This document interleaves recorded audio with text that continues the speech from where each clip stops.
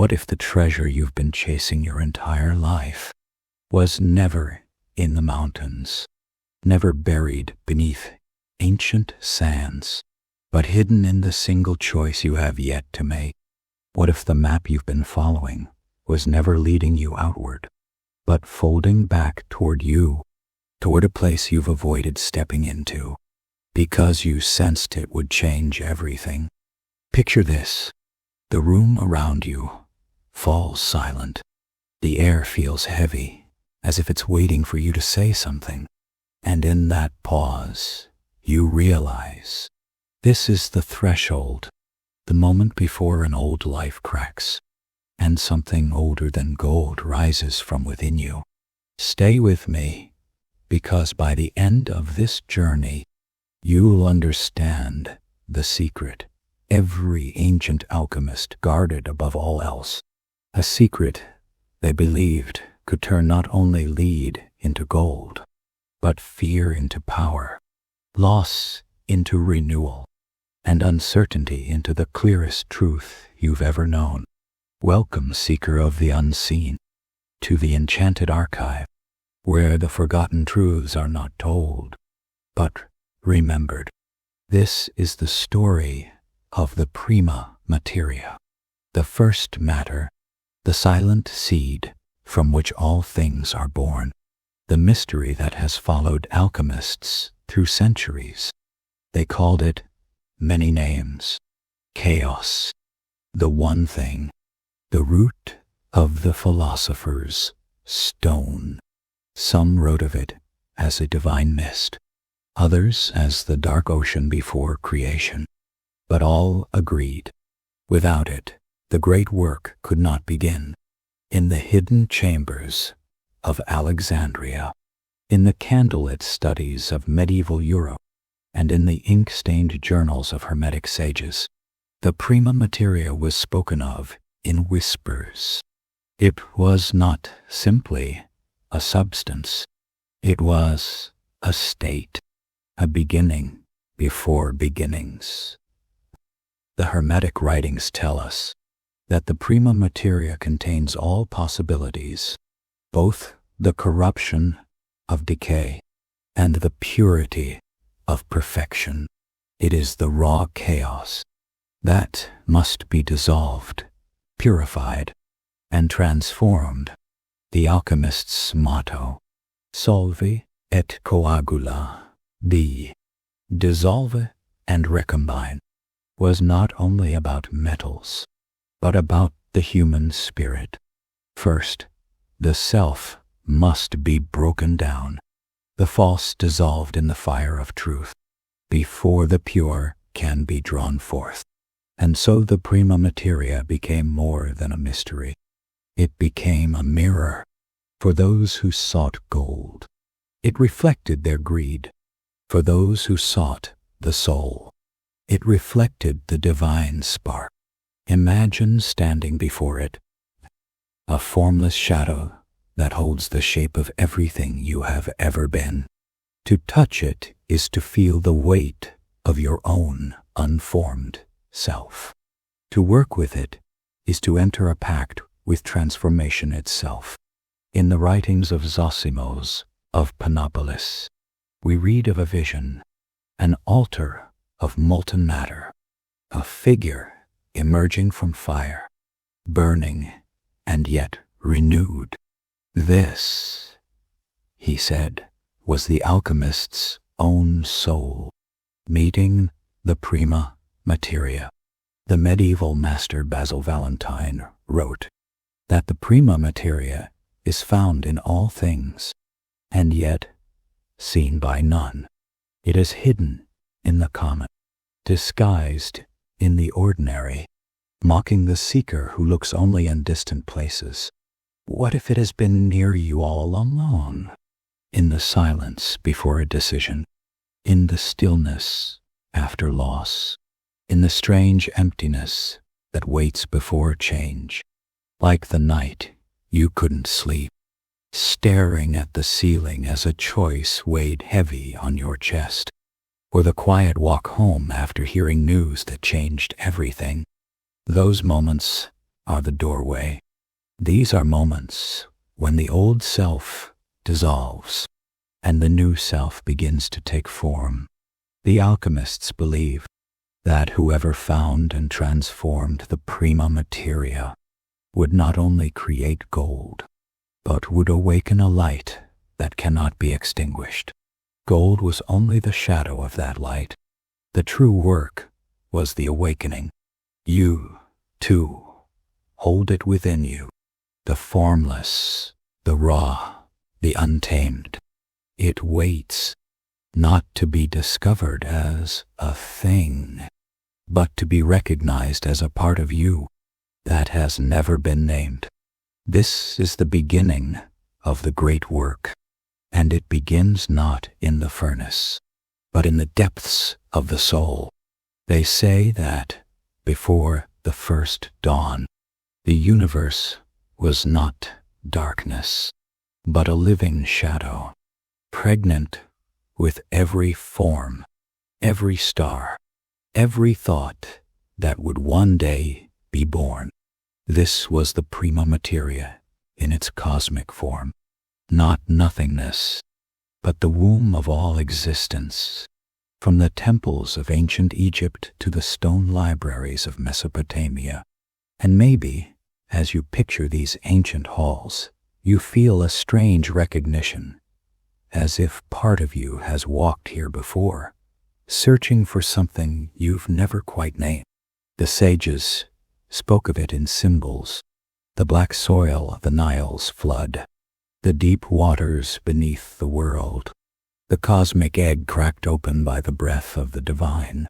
In the Hermetic text, known as the Emerald Tablet, it is written, "All things were from one, by the mediation of one. Men, Echan, Alchemy." The one they spoke of was the Prima Materia, the uncarved block of reality itself. For the alchemist, this truth was not only a matter of the heavens, but of the heart. The same raw chaos that birthed galaxies could be found in the chambers of the soul. To work with it was to risk being undone. To master it was to stand reborn. Medieval Europe inherited the secret through the writings of Arabic scholars, who had preserved and translated the Old Greek and Egyptian wisdom. In their manuscripts, the Prima Materia was described as the dragon, a creature both feared and revered. Its body was poison. Its blood was the cure. Only by facing it could the alchemist claim the treasure it guarded. This is why the great work was never merely chemical. It was a pilgrimage, a descent into the underworld of the self, a confrontation with the inner dragon that could burn away illusion or devour the unprepared. Paracelsus warned that the Prima Materia hides in plain sight, in earth, in stone, in the breath of the living. But its true form is not found by digging, nor by breaking, but it is revealed through seeing, through the eye that looks without judgment, through the mind that endures silence. And if you dare to look with those eyes that see without judgment, you might notice it has been standing beside you all along.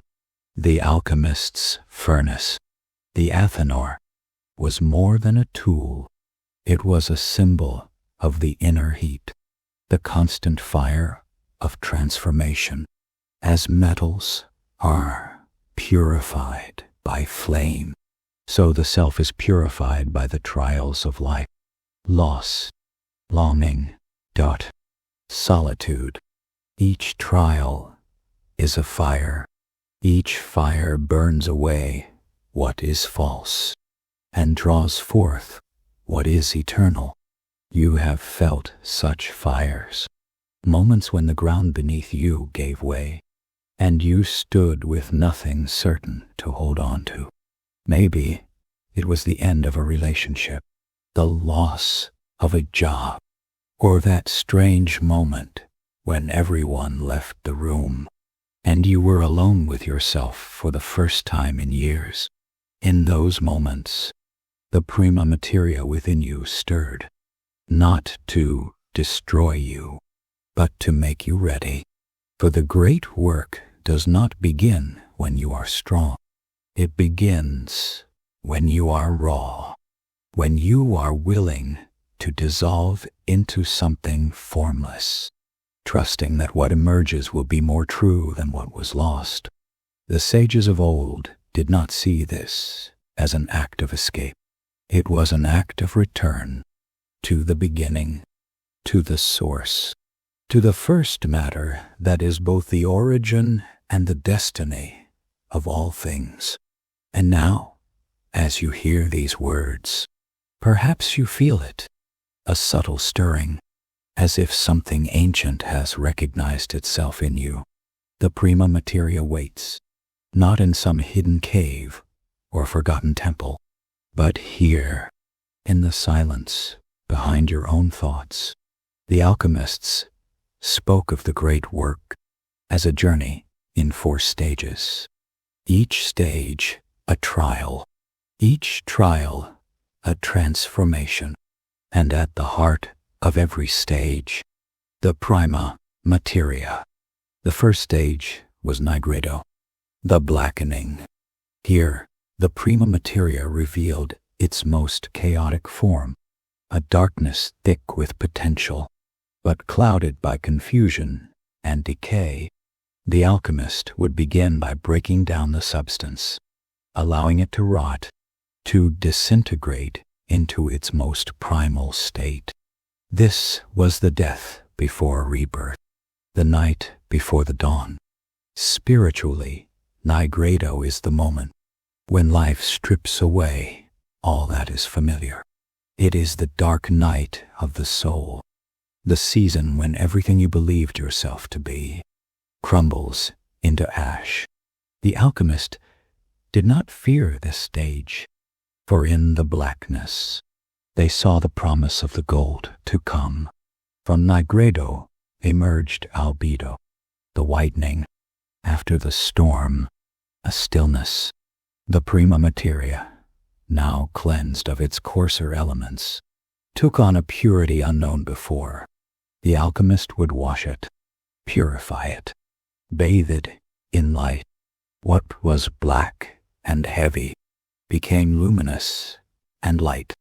In the human soul, albedo is clarity. It is the first breath after grief, the first glimpse of meaning after loss. It is when you realize that the darkness was not an ending, but a necessary preparation. Then came citrinitas, the yellowing. Here, the purified matter began to awaken.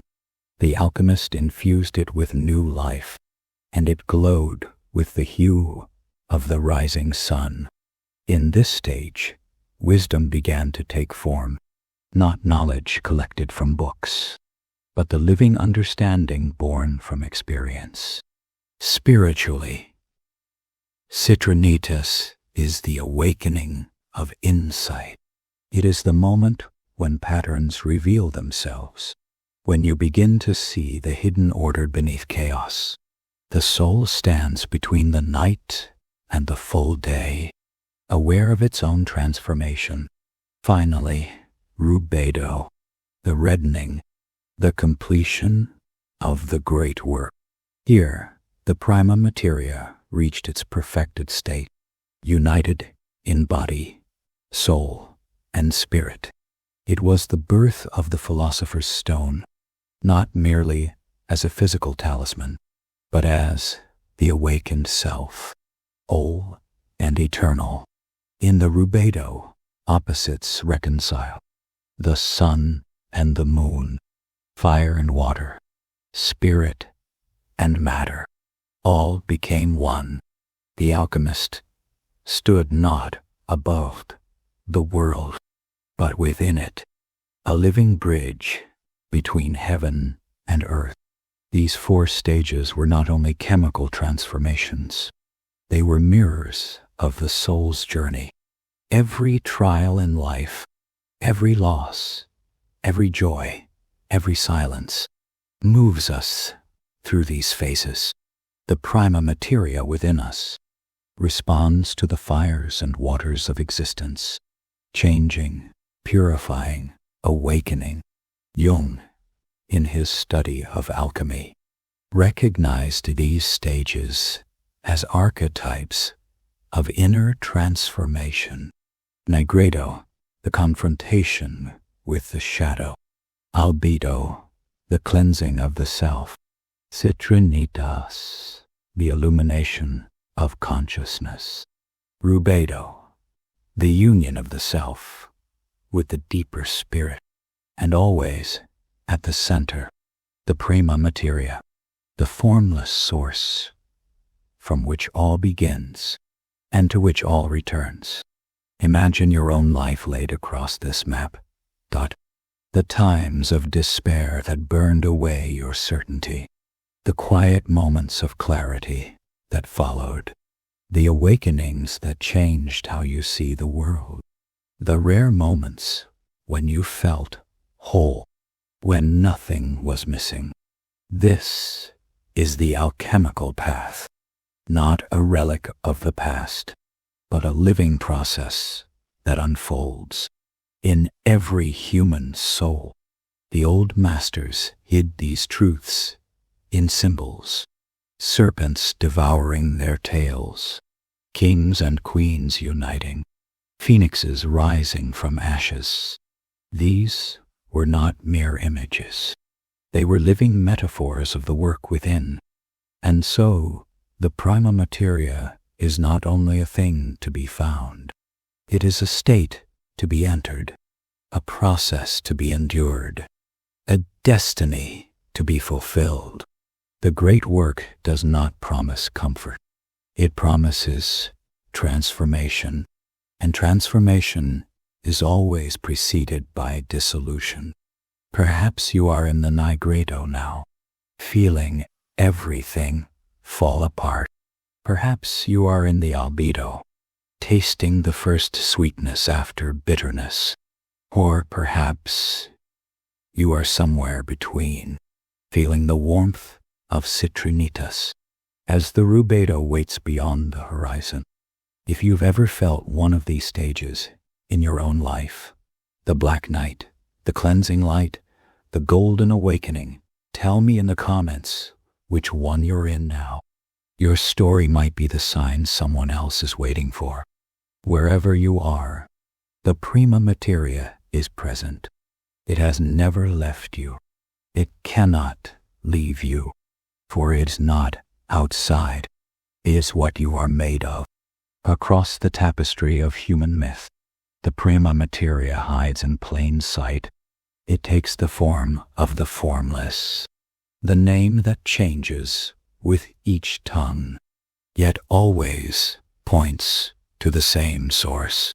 In the myths of Egypt, it is Nun, the boundless waters before creation, the dark depth from which the sun god Ra emerged. In the lore of Mesopotamia, it is the mingling of Apsu and Tiamat, fresh and salt waters merging to birth the heavens and the earth. The Greeks saw it in chaos, not as disorder, but as the fertile void from which all form arises. From chaos came Gaia, the earth, and Uranus, the sky. From them, the drama of the cosmos unfolded.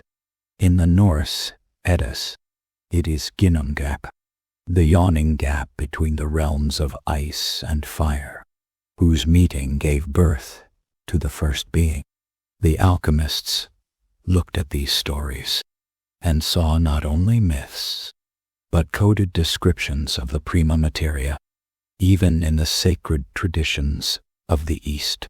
It appears under other names in Taoist cosmology. The Tao itself is the undifferentiated origin, giving birth to yin and yang, to heaven and earth, to the 10,000 things. In Hindu thought, it is Prakriti, the primordial nature. Before the dance of creation begins, every culture has tried to speak of it, but words cannot hold it. So they spoke in symbols, the Ouroboros, the serpent that devours its own tail, shows the endless cycle of dissolution and renewal, the eternal return of all things to the source. The cosmic egg appears again and again in Orphic mysteries, in the myths of India, in the visions of mystics. It is the shell of unbroken potential, cracked open by the spark of creation. The Prima Materia is not a relic of the past. Its presence moves quietly through the modern world. Every true spiritual path seeks it, whether it knows the name or not. The mystic in prayer, the scientist seeking the origin of the cosmos, the artist staring at a blank canvas, all are touching the edge of it. In Jungian psychology, it is the unconscious, the vast reservoir from which dreams, instincts, and archetypes emerge. To work with it is to face the unknown within, to bring shadow into light, to reconcile what has been divided. In the rituals of indigenous peoples, the return to the source is woven into initiation rite. The seeker is stripped of their old identity, symbolically dies, and is reborn with new vision. This mirrors the alchemical great work, the death and transformation of the self through the embrace of the Prima Materia. Even in the language of modern science, there are echoes, the search for the unified field, the singularity before the Big Bang, the quantum vacuum. All are attempts to describe what the ancients felt in the marrow of their bones, that all things arise from one thing, and that one thing is everywhere.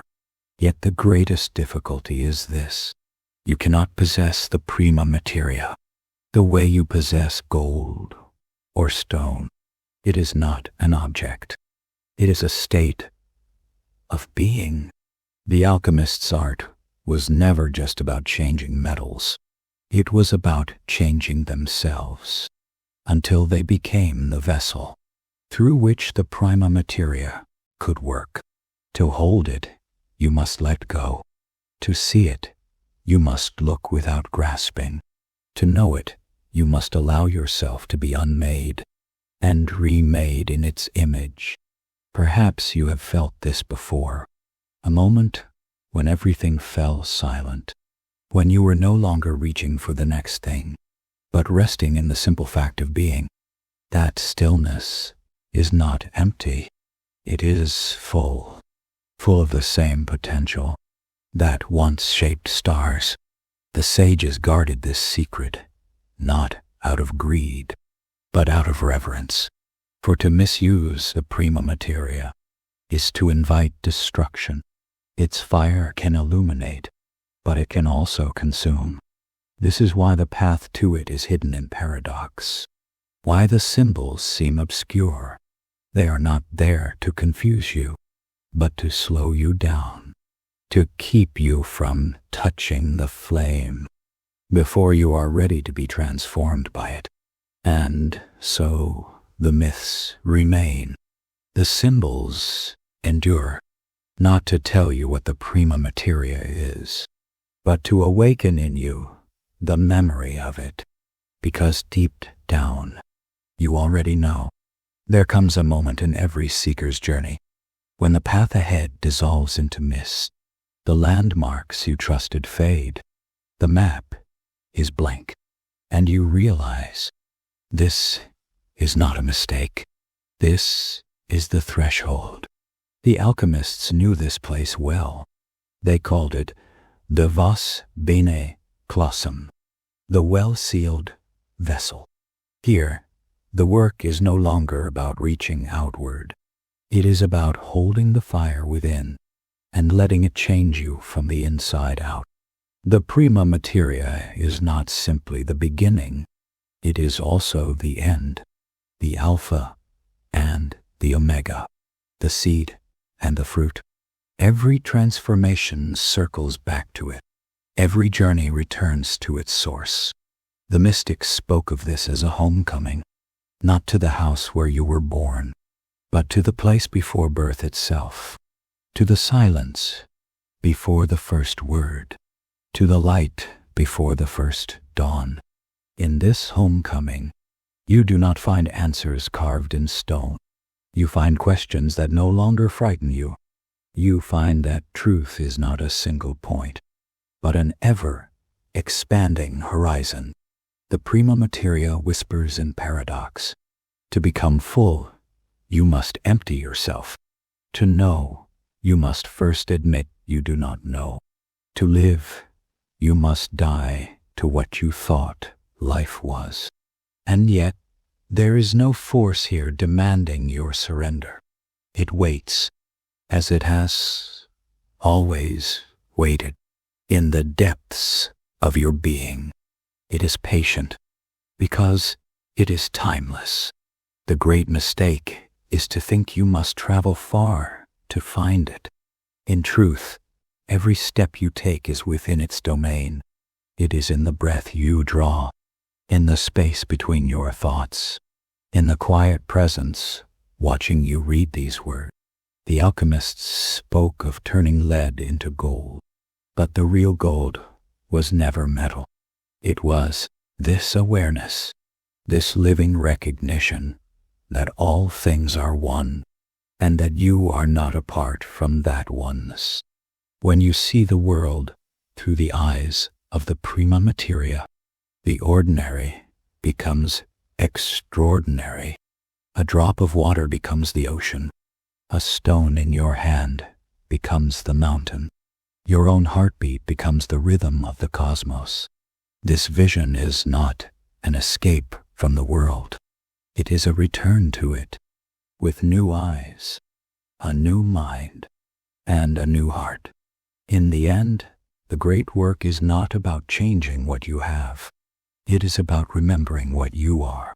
The philosopher's stone is the self, made whole. The elixir of life is the recognition that you were never separate from the source. And so the question is not whether the Prima Materia exists. It is whether you are willing to see it in the mirror, in the stranger's eyes, in the shadows you once fled from. Because once you see it, you cannot unsee it. Once you taste it, nothing else will satisfy. Once you become it, there is no return, and no need to return.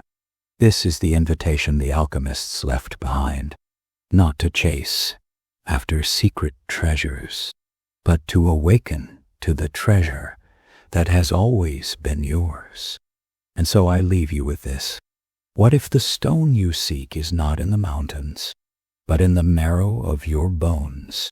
What if the gold you desire is the light in your own mind? What if the Prima Materia is not something you find, but something you remember? The fire is already lit. The work has already begun. All that remains is for you to step into it.